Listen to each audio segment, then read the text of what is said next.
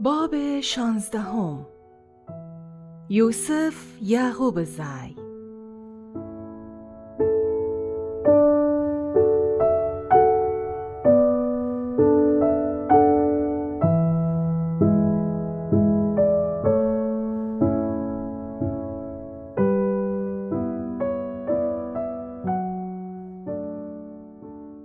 ایتج یعقوب 12 تا پسر نام یوسف بود. وقتی که یوسف برارن پیل ترابستید بفهمستیدی که اوشن پر یوسف و اوشن جا بیشتر دوست داره. هنوسی اوشن یوسف امره دشمنی بکدید.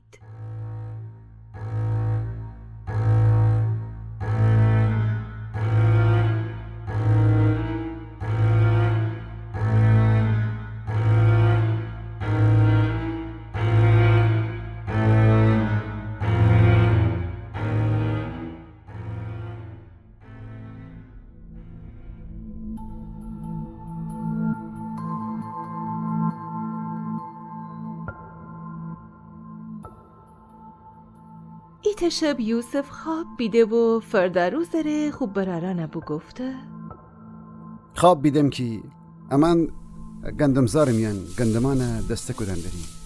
ای دفعی می گندم دسته ویریشته به پا بیسته و شمی گندم دستیان اون استجده بکدید.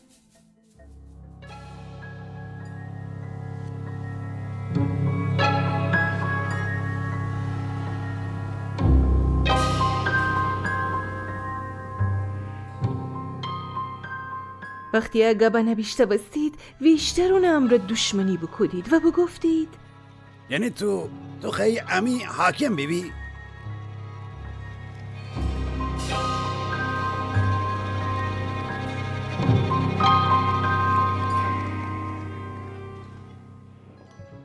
ایت شب دیگر یوسف خواب بیده و بزین اون خوب پر و خوب براران ابو گفته خواب بیدم خورشید و ماه و 11 تا ستاره من استجده کدن دارید.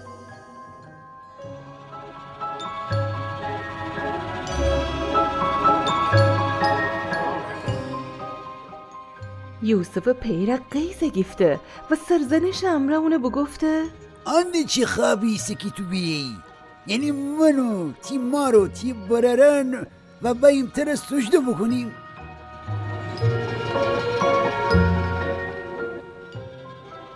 بزین یوسف برارن اون امره حسودی بکدید ولی یعقوب یوسف گبنه به خاطر بسپرده.